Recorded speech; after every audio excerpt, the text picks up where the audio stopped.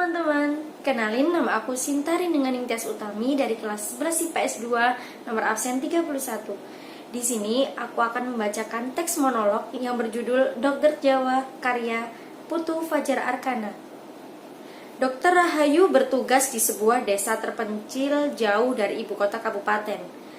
Perlu waktu hampir 2 jam naik perahu motor. Ongkos perahu dari ibu kota kabupaten bisa sampai 1 juta rupiah melintasi sungai dan rawa-rawa penuh buaya. Sebuah beranda rumah sederhana dari kayu dengan halaman yang cukup luas. Rumah ini digunakan sebagai puskesmas desa. Pada sebuah papan di halaman tertulis, Puskesmas Desa Bisa Jaya. Di dinding beranda tertempel beberapa poster tentang cara hidup sehat, terutama poster-poster penanggulangan penyakit malaria. Tak jauh dari dinding itu, sebuah timbangan tergantung lengkap dengan selendang bayi. Hanya saja ada sebuah meja tua dan bangku. Disitulah biasanya Dokter Rahayu menerima pasien-pasiennya. Tak jarang ia sendiri tertidur selonjoran di bangku panjang itu. Lampu perlahan menyala.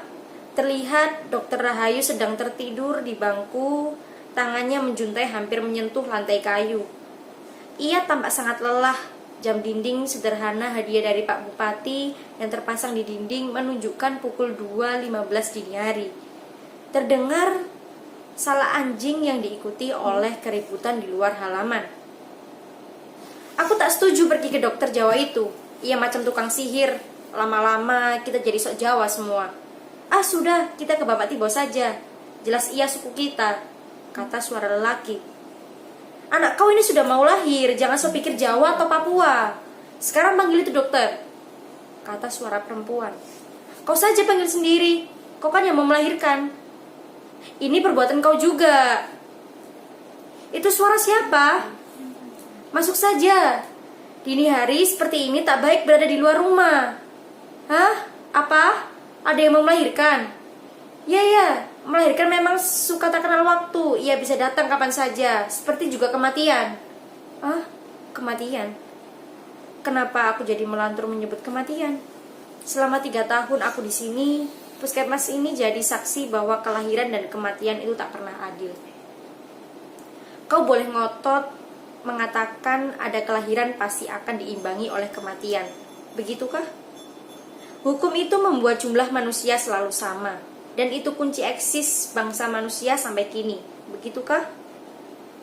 Pendapat itu sudah harus dikoreksi sekarang. Di beberapa tempat bahkan kelahiran jauh lebih banyak dari kematian. Lihat saja kotamu sendiri. Makin hari pemukiman menelan sawah-sawah para petani. Ruko-ruko merambah sampai hutan-hutan pinggiran kota. Itu tandanya kelahiran lebih banyak daripada kematian. Setuju kah? Kau harus setuju. Kalau tidak, monolog ini tak akan aku lanjutkan. Kau harus tahu, di sini hukum keseimbangan itu tidak berlaku. Sebagai orang Jawa yang mewarisi ajaran harmoni dari para tetua, aku merasa dibenturkan pada kenyataan pahit yang berbeda dengan apa yang pernah diajarkan. Aku jadi saksi, setiap kesakitan di sini hampir selalu berakhir dengan kematian.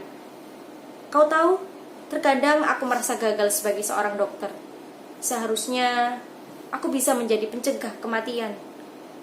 Aku tahu aku bukan malaikat, tetapi kegagalan demi kegagalan membuatku ingin meninggalkan profesi ini. Kembali jadi manusia biasa, sehingga tidak harus memikul beban profesi seberat ini. Ah, kau sih enak. Duduk-duduk saja, menyaksikan aku bekerja keras, berlatih jadi dokter di daerah terpencil. Itu yang di belakang malah pakai ketawa. Kalau para juri sih pasti serius atau pura-pura serius supaya honornya cepat cair.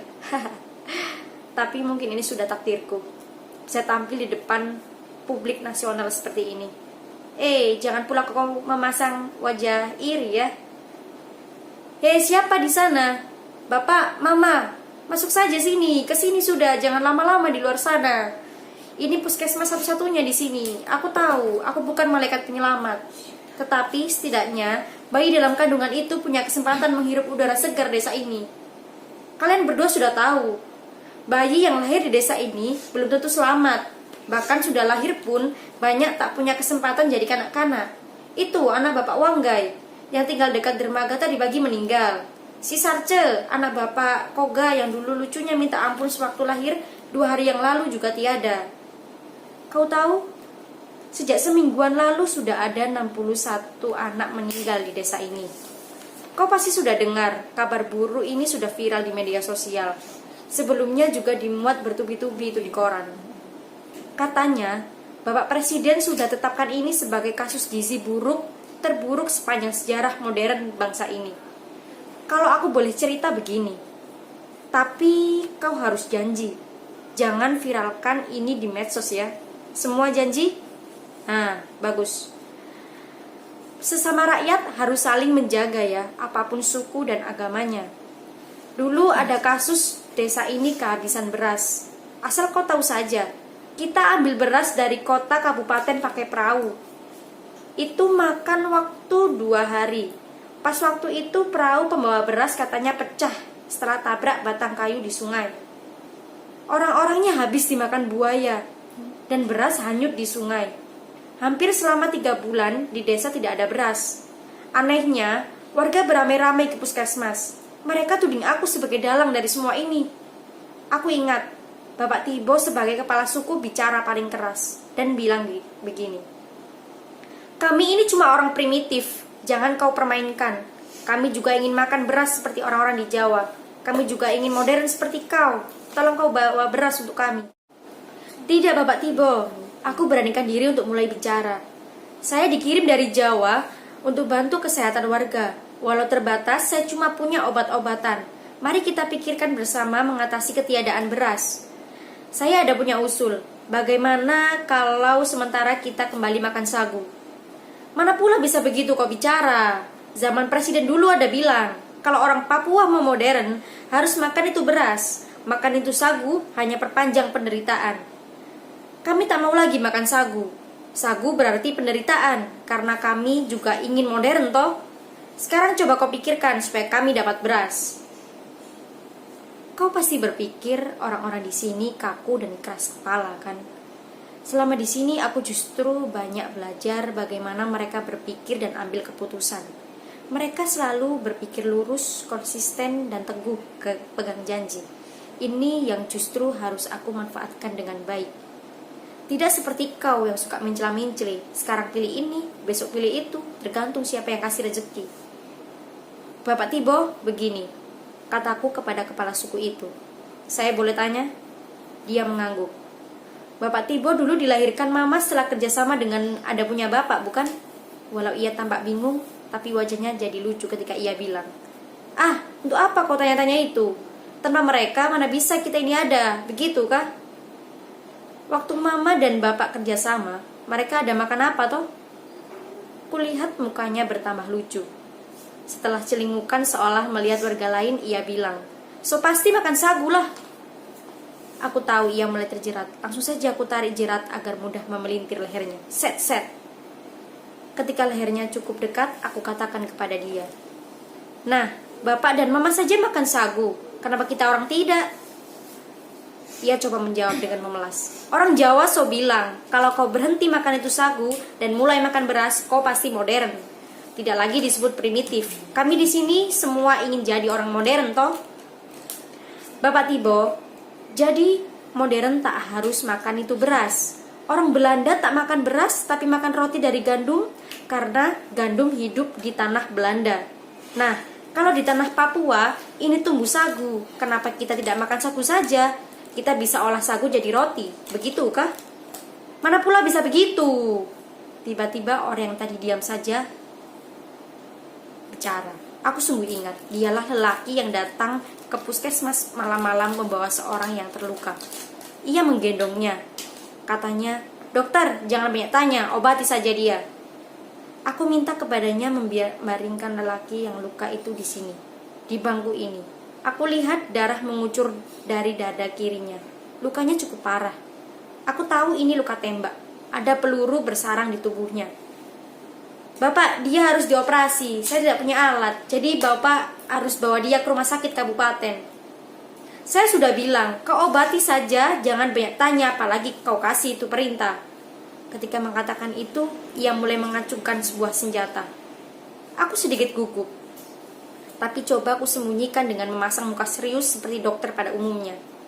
Mungkin begini ya muka serius seorang dokter. Begini kah? Kalau Bapak tunjuk itu senjata, saya tidak bisa bekerja. Bapak duduk sudah di sana, saya akan keluarkan itu peluru dengan pisau kurang steril, maukah? Spontan ia jawab, itu terserah kau dokternya, sudah saya bilang kan, jangan banyak tanya.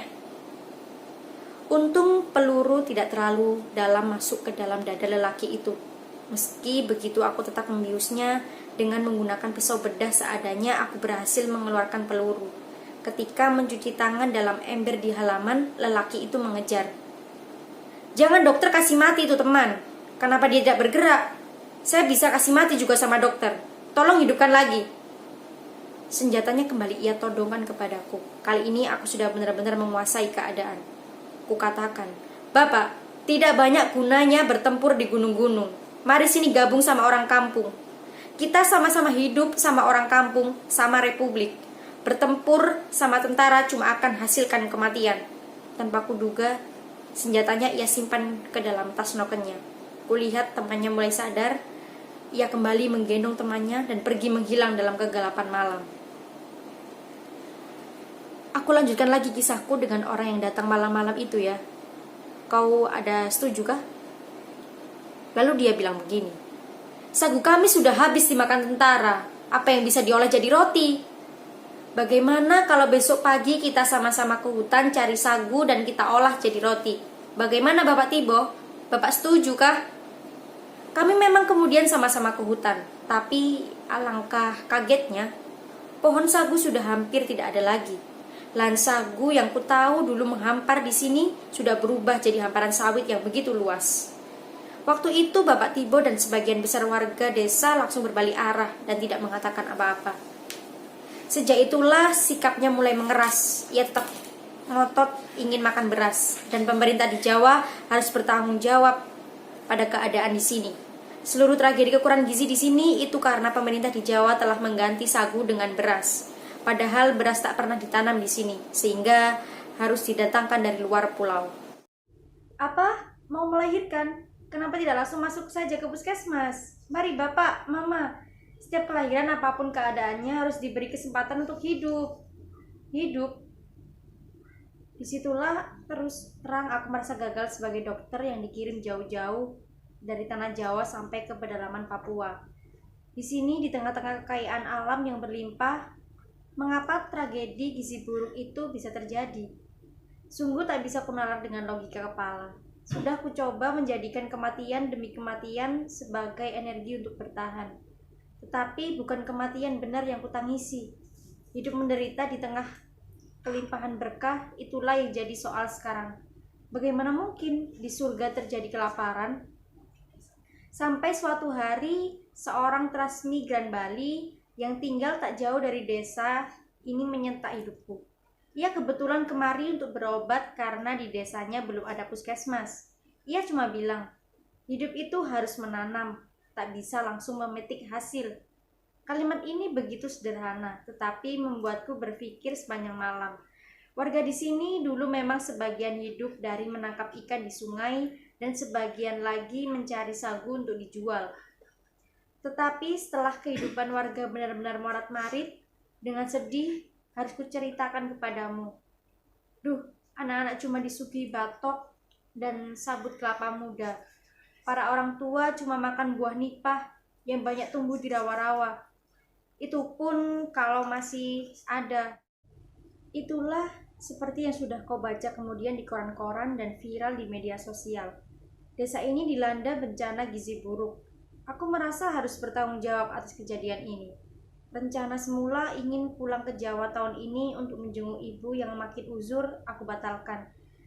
Aku merasa harus di sini bersama warga, melalui segala kesulitan. Kebersamaan jauh lebih dibutuhkan dalam kesengsaraan hidup.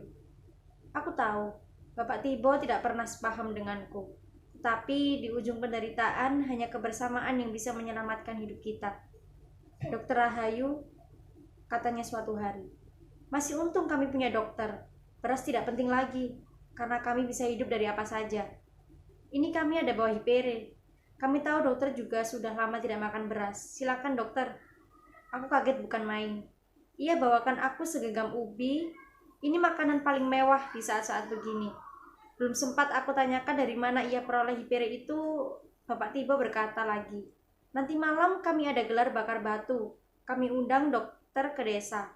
Setelah itu Bapak Tibo pergi begitu saja. Aku berdiri terpaku di halaman puskesmas. Kepala suku yang kupikir kaku dan main kuasa itu ternyata menyimpan kebaikan yang selama ini tidak pernah diperlihatkannya. Sepanjang hari itu aku berpikir tradisi bakar batu biasanya digelar dengan sebagai ucapan rasa syukur dan menyambung tali silaturahim warga. Berarti ada hal yang istimewa sudah terjadi. Tenang dokter, kami tahu dokter orang muslim, jadi kami tidak pakai itu babi. Kami cuma bakar daun dan Hipere, kata Bapak Tibo. Ia menyambutku di gerbang kampung. Sebelum benar-benar tiba di tengah-tengah desa, aku bertanya kepada Bapak Tibo, Bapak, jika boleh tahu dari mana seluruh Hipere yang dipakai bakar batu?